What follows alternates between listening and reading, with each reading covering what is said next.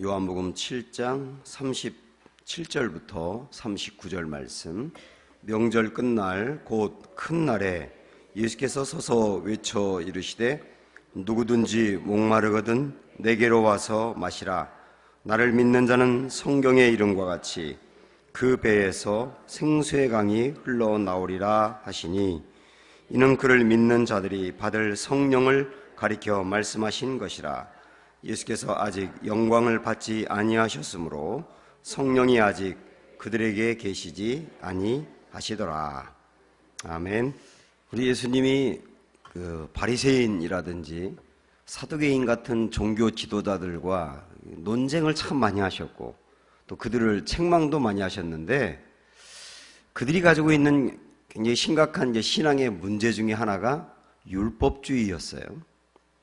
율법주의가 오늘날 우리 교회에도 많이 들어와 있을 수 있는데, 율법주의는 그 구체적인 내용으로 보면 여러 가지가 있지만 그 중에 하나가 이런 게 있습니다.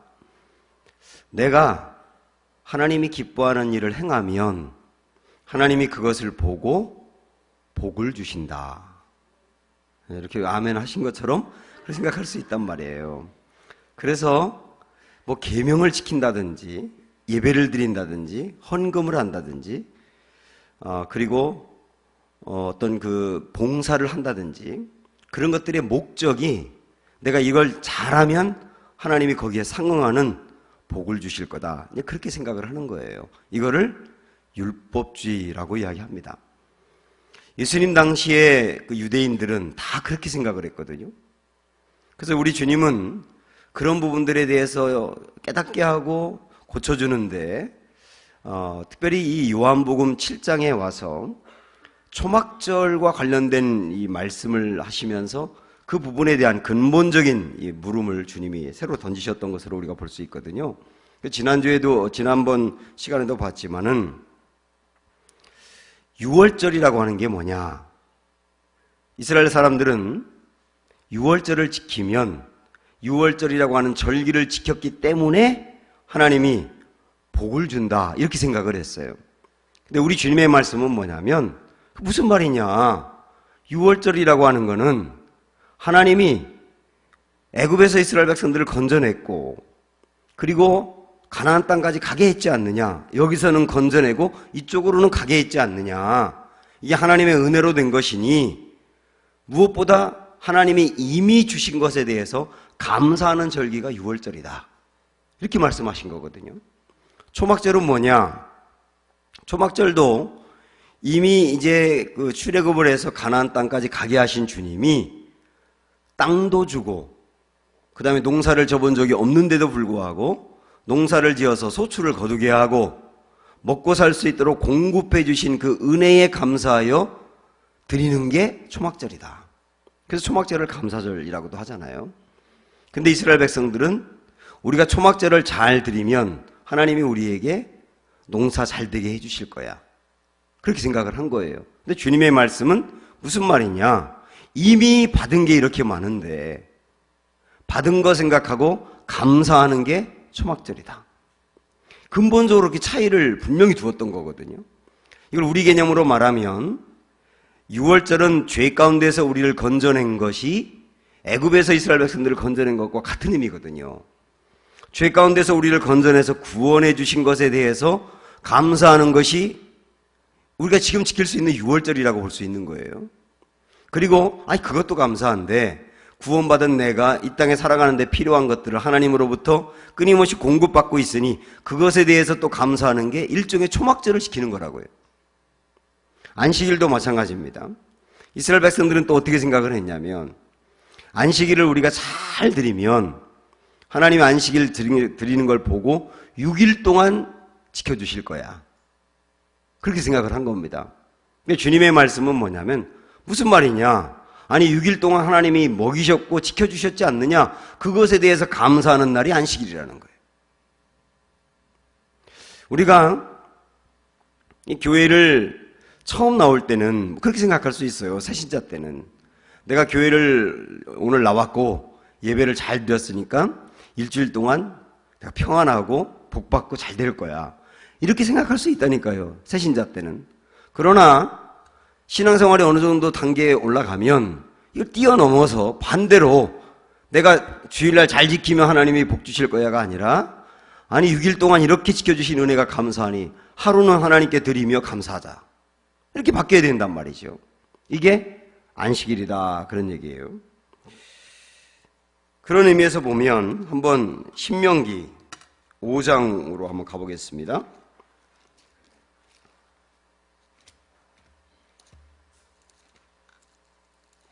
신명기 5장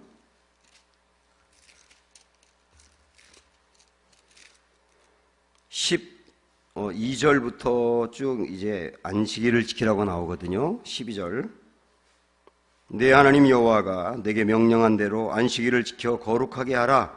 엿새 동안은 힘써 내 모든 일을 행할 것이나 일곱째 날은 내 하나님 여호와의 안식일인즉 너나 내 아들이나 내 딸이나 내 남종이나 내 여종이나 내 소나 내 낙이나 내 모든 가축이나 내 문 안에 유하는 객이라도 아무 일도 하지 못하게 하고 내 남종이나 내 여종에게 너같이 안식하게 할지니라. 그 다음 15절 같이 읽어보세요. 너는 기억하라.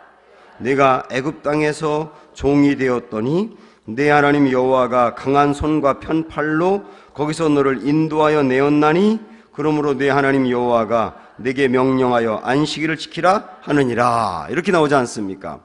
여기 보면 15절 맨 앞에 너는 기억하라 이렇게 시작을 하죠. 기억하라. 뭘 기억하라는 거예요?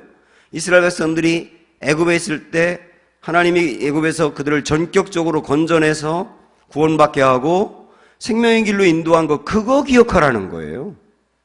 그거 기억해서 감사하는 마음으로 안식일을 지키라고도 했지 않습니까? 그러니까 안식일도 핵심은 이렇게 잘 지키면 은혜 주시겠지가 아니라 도와주신 것에 대한 감사로 드리는 것이다 라고 말씀하고 있는 겁니다. 그렇게 본다면 우리가 드리는 그 예배도 마찬가지거든요. 예배는 내가 그 예배를 통하여 뭔가 얻으려고 오는 게 아니에요. 예배는 드리려고 오는 겁니다. 여러분, 이게 아주 중요한 본질인데 말이죠. 내가 오늘 이 예배를 통하여 뭔가 얻어야 되겠다가 아니라 그동안의 일주일 동안 그 은혜 베풀어 주시고 나를 건져주신 하나님의 은혜 내가 드려야 되겠다. 드리는 날이란 말이에요. 헌금도 마찬가지입니다. 예를 들어서 11조를 이제 우리가 드리는데 이 11조가 물론 이제 목회자 입장에서 보면 이렇게 얘기하면 11조를 더 많이 드리긴 할 것 같아요. 어떻게 얘기하면 되냐면 11조는 내가 11조를 드리기만 하면 드린 거 이상으로 하나님이 채워줍니다. 11조를 안 드리면 이상하게 병원비로 나가든지 사고가 나서 나가든지 도둑놈이 와서 혼란 가져가든지 그래서 안 드린 것만 그만큼 딱 나가더라고. 어차피 드리세요.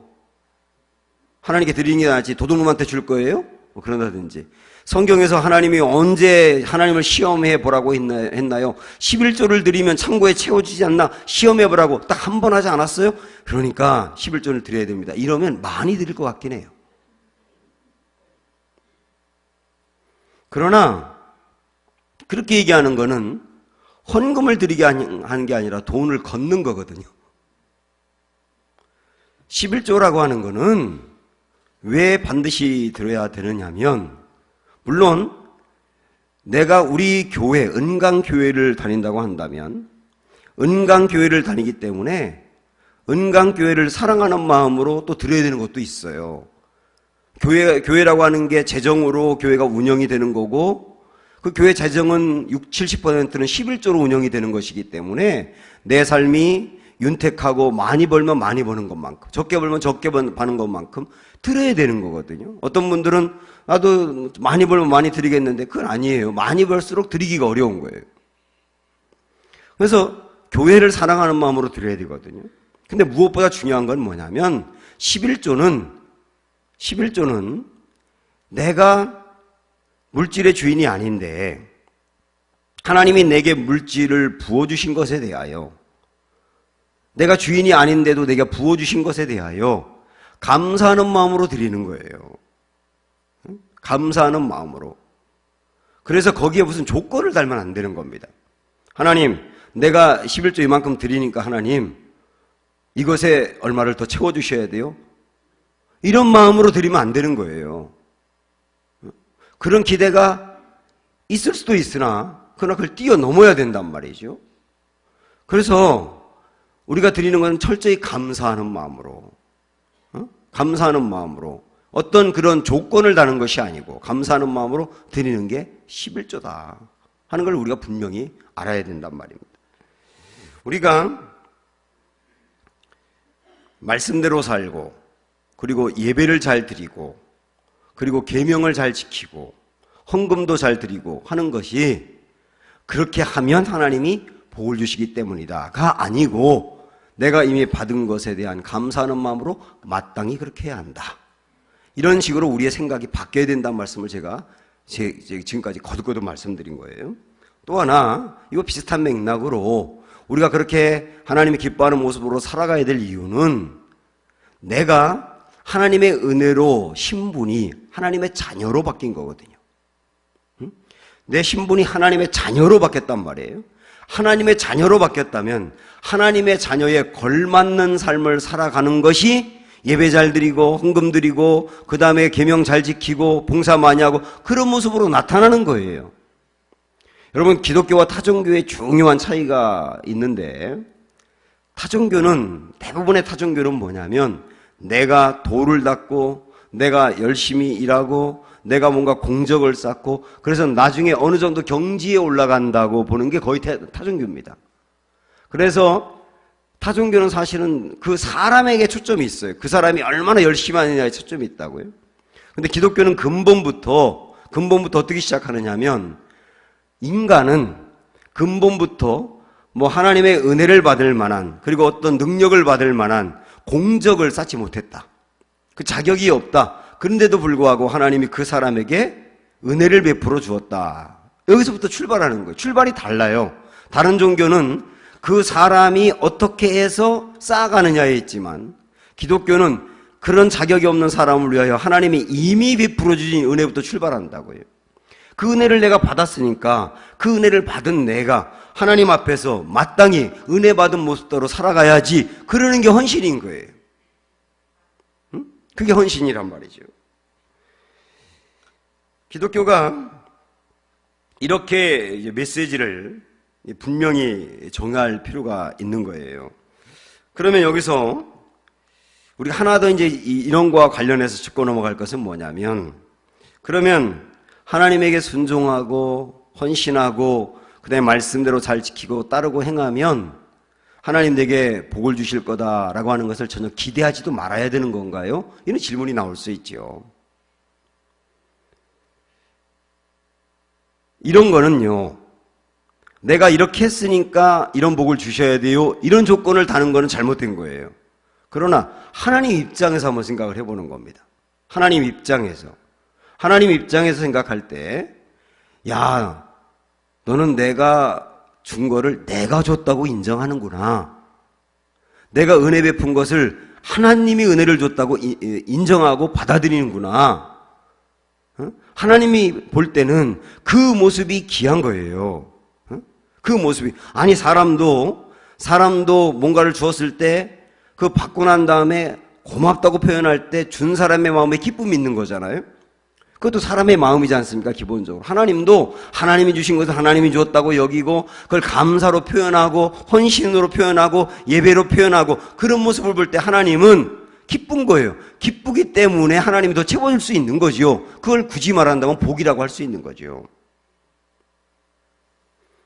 그런 거에 대한 기대는 있을 수 있으나 내가 이만큼 했으니까 이만큼은 주어야 돼요.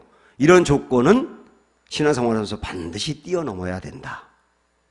이 율법주의를 뛰어넘는 것이다. 이런 말씀을 제가 지금까지 드렸습니다. 그러면 여기서 이제 이런 질문이 나올 수 있어요. 감사할 게 있어야 감사하죠. 이렇게 질문할 수가 있다고요. 내가 사는 건 지질이 궁상인데 감사할 게 있어야 감사하죠. 구원받은 거 감사했었는데 그 감격이 사라진 지는 오래됐거든요. 그렇게 얘기할 수 있단 말이에요. 사실 이 구원의 감격이라고 하는 거는요, 구원의 감격이라고 하는 거는 늘 똑같이 뜨겁지가 않습니다. 이거는 뜨거웠다가 식을 수가 있어요. 그래서 존 스토트라고 하는 목사님이 리더가 리더에게라고 하는 책에 보면 우리가 이 생동감을 유지해 가는 게 굉장히 중요하다. 그러면서 이 생동감을 유지해 가기 위해서 훈련이 늘 필요하다. 처음에는 구원에 받은 감격이 뜨거웠다가 식어버리고 그 다음에 하나님한테 내가 받은 은혜가 뜨거웠다가 또 식어버리니까 늘 훈련이 필요하다 그러면서 몇 가지 훈련을 얘기하는데 그 중에 하나가 뭐냐면 지속적으로 꾸준히 말씀과 기도를 계속 훈련해 가는 것이 생동감 있는 신앙을 유지하는 좋은 비결이다. 이렇게 말도 하거든요. 그게 필요한 겁니다. 하여튼 내가 내 안에서 감사가 사라지면서 받은 게 있어야 감사하죠 라고 하는 그 마음이 생기면 아까 제가 말씀드린 그런 일련의 좋은 일들을 행하기가 어렵단 말이에요. 그래서 이 부분을 우리가 어떻게 이해해 가야 되고 어떻게 정립해 가야 되느냐 하는 문제는 굉장히 중요합니다. 그래서 이제 오늘 이 본문으로 이렇게 오시면 37절의 말씀을 한번 보세요. 37절 시작. 명절 끝날 곧 큰 날에 예수께서 서서 외쳐 이르시되 누구든지 목마르거든 내게로 와서 마시라. 자, 우리 예수님이 여기서 이 목마름 얘기를 하고 있습니다. 나는 감사할 게 없는데요 라고 이제 우리가 의문이 생길 수 있고 그러다 보니까 헌신 같은 거 하고 싶지 않은 마음이 생길 수 있는데 이 부분을 해결하기 위해서 중요한 게 뭐냐면 목마름 문제를 다뤄야 되는 거예요. 목마름. 여기서 먼저 제가 말씀을 드리면 우리 인생에 목마름이 바뀌지 않으면 감사가 회복되기는 어렵습니다. 내 이 마음의 목마름이 이 세상 것들로 계속 채워져야지 감사가 나오는 것이라고 한다면 우리는 평생 감사 제대로 못하는 사람이 된다는 거예요. 여기서 말이죠. 우리 예수님 말씀하신 이 목마름이라고 하는 단어를 놓고 한번 잠깐 우리 에베소서 말씀으로 한번 가보세요. 에베소서 2장 3절.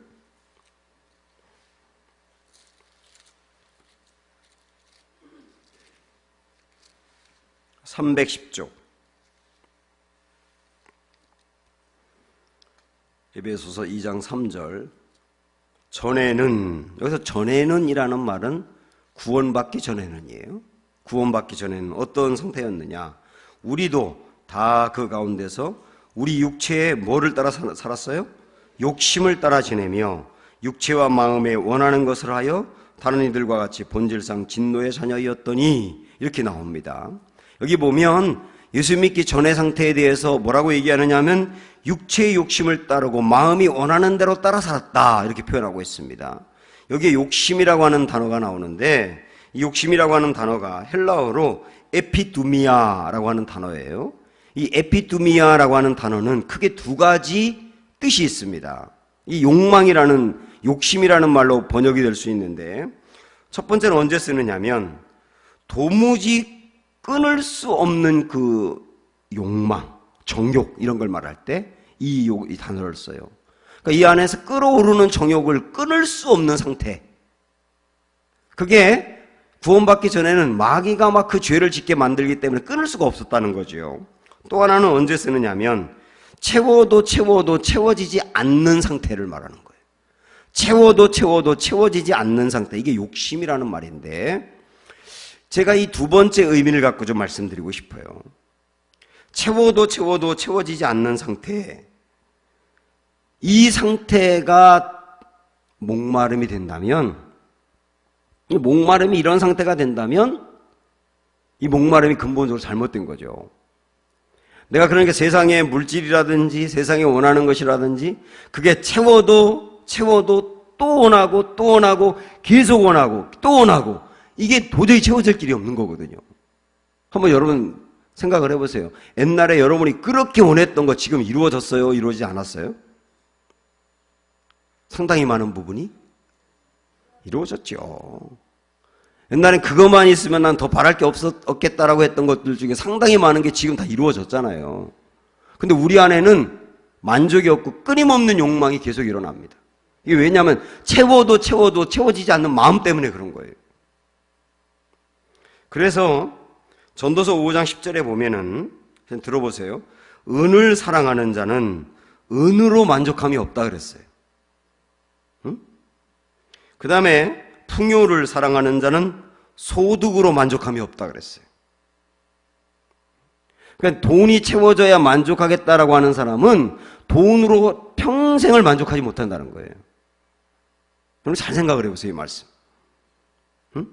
풍요로 내 마음이 그 풍요로 채워져야만 만족할 수 있다고 하는 사람은 평생 그 마음을 채울 길이 없다는 거예요. 이게 채워도 채워지지 않는 목마름을 말하는 겁니다. 우리 그리스도인들도 그럴 수가 있어요. 좀 너무 진지하니까 잠깐 제가 좀 농담 좀 하고 갈게요. 제가 옛날에 전도사로 부평에 있는 교회에서 사역할 때 거기서 제 아내를 만났거든요. 근데 거기에 그 반주하는 자매가 있었는데 그 자매가 어느 날 저하고 이렇게 이야기할 기회가 있었어요. 저한테 전사님 좋은 분 좀 소개시켜 주세요. 결혼하게 그러더라고요. 그래서 어떤 남자를 원하세요? 조건을 얘기해야죠. 그랬더니 우선은 키가 175 이상은 돼야 돼요. 그것부터 처음 얘기하면서 너는 아니야 그런 뜻을 저에게 비추더라고요. 저도 나도 네가 아닌데 둘 다 같이 아니구나 이런 생각을 또 하면서 듣긴 들었죠. 지혜롭게 그건 나중에 얘기를 해야 되는데 키 얘기 이런 거는 제일 먼저 얘기를 하더라고요. 그러더니만 자기가 유학을 가야 되는데 유학을 할 수 있는 경제력이 있어야 된다는 거예요. 그 다음에 그래도 스카이 대학은 나와야 되잖아요. 그렇게 얘기하고 그 다음에 그래도 남자가 피아노를 치면서 함께 노래할 수 있으면 정말 좋겠어요. 이러더라고요. 그래서 제가 들으면서 좀 화가 나가지고 물론 제가 그 자매를 전혀 좋아한 건 아니었지만은 화가 나가지고 뭐라고 제가 얘기를 했냐면 그런데 그런 남자가 왜 선생님을 좋아하겠어요? 이렇게 얘기했더니 그 다음부터 저주의 눈빛으로 저를 쳐다보더라고요. 이렇게 우리가 어떤 만족이라고 하는 게 말이죠. 만족이라고 하는 게 세상 사람들과 큰 틀에서 다를 바가 없을 수 있어요. 어떤 목사님이 법당에 가가지고 그 법당 거기에 와서 불교 신도들이 원하는 자기의 소망을 써놓은 그 글들을 보게 됐대요. 근데 그 글을 읽으면서 어쩌면 교회에서 사람들이 소망하는 거와 이렇게 똑같으냐 그런 생각이 들었다는 거예요. 그러니까 우리가 소망하는 게 그들이 소망하는 거하고 전혀 차이가 안 날 수가 있다는 거예요. 그러니까 우리의 목마름이라고 하는 게 여기 이 에베소서 2장 3절에서 전에는 이라고 했는데 그 전에는에 해당되는 목마름이 예수 믿은 후에도 계속된다면 제가 예언할 수 있습니다. 여러분 평생 만족은 없을 거예요. 제 말이 맞나요? 틀리나요? 네? 반응이 오늘 왜 이렇죠? 네? 절대로 만족은 없을 거예요. 만족은. 그래서 우리가 무엇으로 만족해야 되느냐라고 하는 그 목마름 자체가 바뀌어야 한다. 오늘 우리 주님이 이 목마름 말씀하신 것은 그 목마름이 유대인들이 세상 사람들과 갖는 목마름이 똑같았기 때문에 그 목마름을 바꾸라는 의미로 말씀하고 있어요. 사람들은 어디에서든 만족을 하려고 합니다. 이쪽에서 만족하지 못하면 이쪽에서 만족합니다. 그래서 교회에서 만족하던 사람이 자꾸 세상의 재미를 누려가면서 세상에 만족해 가다 보면 점점 교회에서 발을 뺍니다. 봉사하는 데서 발을 빼고 예배에서 발을 빼고 그리고 그쪽에서 만족하게 되었어요. 찜질방 친구들하고 만족한다든지 하여튼 어떤 취미에 만족해 간다든지 그러면은 분명히 한쪽에 만족하면 이쪽에서 발을 빼게 돼 있다니까. 사람은 정확하게 그렇게 돼 있는 겁니다. 그래서 우리가 세상에 채워도 채워지지 않는 것들로 만족하려 했던 삶의 상태에서 이제 만족의 내용과 이유를 바꿔야 된다는 것. 이게 핵심입니다. 아주 구체적으로 말씀을 드리면 세상에서 만족을 얻으려고 했던 그런 욕망, 이제는 그걸 내려놓아야 된다는 거. 그리고 주님 안에서 진짜 만족을 얻으려고 해야 한다는 거. 이 변화가 있어야 된다는 거예요. 여러분, 약대가 말이죠. 약대가 사막길을 그렇게 오래 가도 목말라 하던가요? 약대는 목말라 하지 않습니다. 왜 그런지 아세요? 물주머니가 그 안에 있기 때문에 그래요. 그 약대 속에 물주머니가 있어서 그 물주머니가 안에 있으니까 목마르지 않다고 해요. 근데 사슴은 그 사막길을 가게 되면 너무나 목말라가지고 나중에 거품을 흘리고 막 모래가 물인 줄 알고 먹고 그러다 죽거든요. 왜냐하면 물주머니가 그 안에 있는 게 아니기 때문에. 우리가 내 안에 계신 그 주님으로부터 오는 그 은혜에 대한 만족, 주님 안에서 얻는 만족, 그 만족이 아니고 내 밖에 있는 곳에서 만족을 얻으려고 자꾸 하다 보면 우리는 만족할 수 없다. 내 안에 있는 곳으로 만족해야 한다. 이게 굉장히 중요한 변화란 말입니다. 이 중요한 변화. 그래서 우리 이 시간 다 같이 한번 나는 시간이 가면 갈수록 세상 것들에 대한 그 만족이라든지 세상 것들에 대한 목마름이 갈수록 늘어나는가?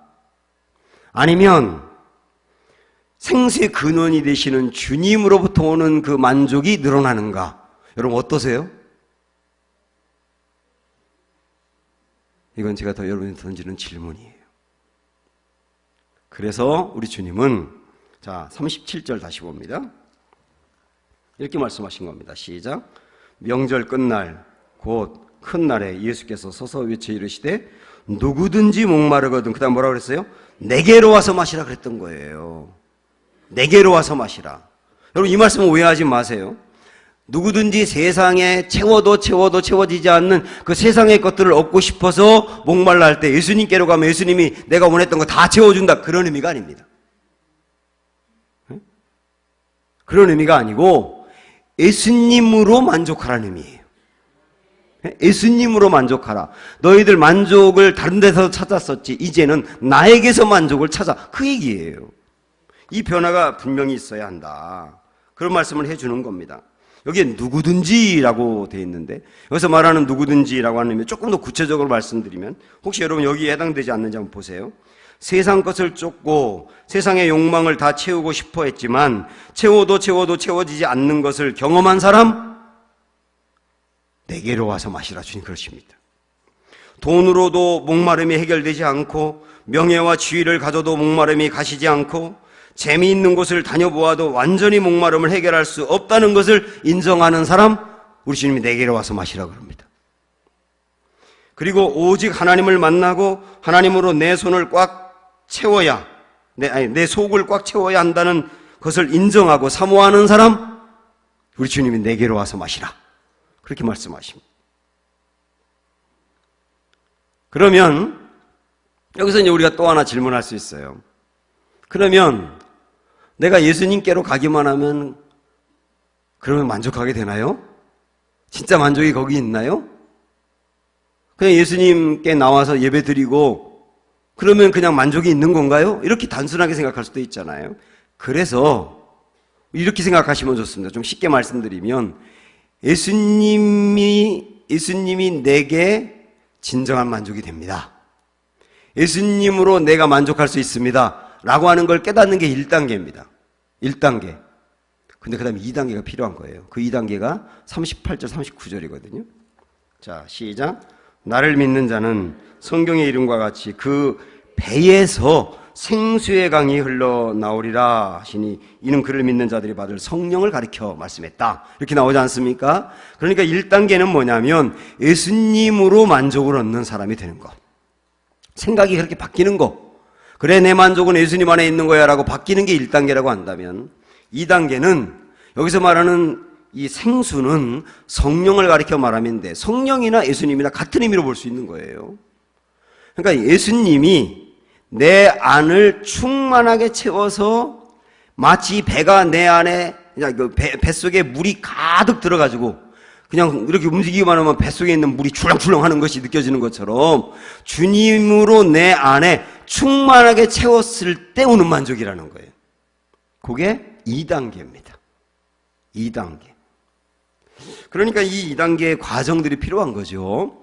예수님을 우리가 믿으면서 맨 처음에는 세상에서 채우고 싶었던 것들, 교회에서도 채우려고 했고, 그 기도하니까 채워지기도 했는데, 또 다른 욕망이 생겨서 또 기도하고, 또 채워졌는데, 또 기도하는데 채워지지 않으니까 실족하고, 기도 그만두고, 또 한번 해봐야지 하고 또 기도하는데 안 되면 흔들리고, 이랬던 신앙이었다고 한다면, 이제는 내 진정한 만족은 거기에 있는 게 아니고 예수님으로 내가 만족할 수 있구나라고 생각이 변하는 게 1단계였다고 말씀드렸잖아요. 그런데 그 다음 1단계에서 2단계로 넘어가는 것은 뭐냐면 그 예수님으로 내 배에 생수가 가득한 것처럼 해야 한다는 거예요. 그게 2단계란 말입니다. 그때 진짜 만족이 온다는 거예요. 그러면 예수님으로 내 안에 생수가 가득한 것처럼 채운다는 건 무슨 의미일까? 그걸 생각을 해보셔야 되겠죠. 그거는 예수님이 얼마나 좋은 분인지를 맛보는 정도가 아니고 예수님의 그 깊은 사랑에 젖어드는 거예요. 그 다음에 예수님이 얼마나 좋은 분인지를 깊이 아는 거예요. 그리고 그 예수님과 친밀한 교제 안에 있는 거예요. 그래서 내 안에 계신 주님이 내 안에 계시는 정도가 아니라 나의 생각과 감정과 의지까지도 온전히 지배하는 상태가 되는 거예요. 제가 이거를 조금 더 좀 자세하게 말씀드리고 싶은데 좀 관념적으로 보여가지고 좀 아쉽긴 하지만 여러분이 아마 어떤 말씀인지는 아시리라고 생각을 합니다. 그런 상태가 되는 것, 그게 바로 정말 만족을 얻을 수 있는 단계다. 여러분 그런 경험 해보셨지 않습니까? 제가 대학교 3학년 때인가 4학년 때인가 그 졸업여행을 제주도로 갔는데 저는 돈이 없어서 못 갔어요. 그래서 같이 못 간 친구 2명과 함께 셋이 그 지리산 등반을 했습니다. 그래서 그냥 올라가서 산장에서 또 하루 자고 또 산장에서 하루 자고 이렇게 이제 올라가는데 한 번은 아침에 일찍 일어나서 제가 밖에 나와가지고 그 밖에서 지리산 그 주변을 탁 바라보는데요. 안개가 자욱한데 그 다음에 거기에 꽃들이 만발히 펴 있는 모습, 그 다음에 아침 일찍 새소리도 들리고 그리고 이렇게 그 물소리도 들리고 그 광경이 정말 장관이더라고요. 그래가지고 그 제 입에서 탄성이 나오고 와 정말 멋있다. 그 뜨거운 느낌을 갖는 순간 제주도 안 간 게 사라지더라고요. 전 내 돈이 없어 다 가는 제주도 나도 못 갔다 생각해서 불만도 있었고 아쉬움도 있었거든요. 그러면서 등반하면서도 그 지리산에 갔을 때도 그 마음이 가시지 않고 이 안에 늘 불만으로 있었는데 그 지리산에서 내게 준 그 놀라운 광경이 이 안에 가득하니까 그때 그 불만이 사라지고 진짜 만족이 오더라는 거예요. 세상에 우리가 필요한 것이 다 채워지지 않는다 하더라도 야 주님이 이렇게 좋은 분이구나. 응? 주님이 이렇게 사랑이 넘치는 분이구나. 그래서 그분 때문에 내가 감격하고 눈물을 흘리고 그래서 용기를 내고 실망했다가 일어나고 낙심했다가 회복되고 이럴 수 있는 경험들이 우리 안에 지속적으로 일어나게 된다면 이게 바로 주님으로 충만하게 채워지는 게 아니냐 하는 거예요. 그러나 저는 압니다. 우리가 한때 그랬다 하더라도 다시 마귀는 우리 마음에 또 다른 세상에 대한 욕망을 불러일으켜요. 그러면은 주님 안에서 만족하던 사람이 다시 세상에 있는 것들에서 만족을 찾으려고 또 왔다 갔다 하거든요. 그러나 그럴 때 또 다시 나를 쳐서 복종시키며 그래 내가 딴 데 바라보면 안 되고 주님 안에서 만족을 바라봐야지 하고 다시 또 이 자리로 돌아오고 그러다 또 넘어지면 또 다시 돌아오고 이런 일들을 반복해가는 것이 성도의 삶이 아니겠어요? 어느 누가 처음부터 끝까지 변함없이 그 마음으로 유지해 가겠습니까? 넘어졌다가 일어나고 넘어졌다가 일어나는 게 어쩔 수 없는 과정이지만 그러나 그 안에서 다시 내가 어디서 만족해야 되는지를 찾는 게 성도의 길이겠죠. 이런 마음으로 우리가 묵묵히 달려가셔서 정말 주님이 내게 부어주신 그 충만한 은혜, 생수의 강이 흘러넘치는 은혜를 우리 모두 누리시기를 주님의 이름으로 축원합니다.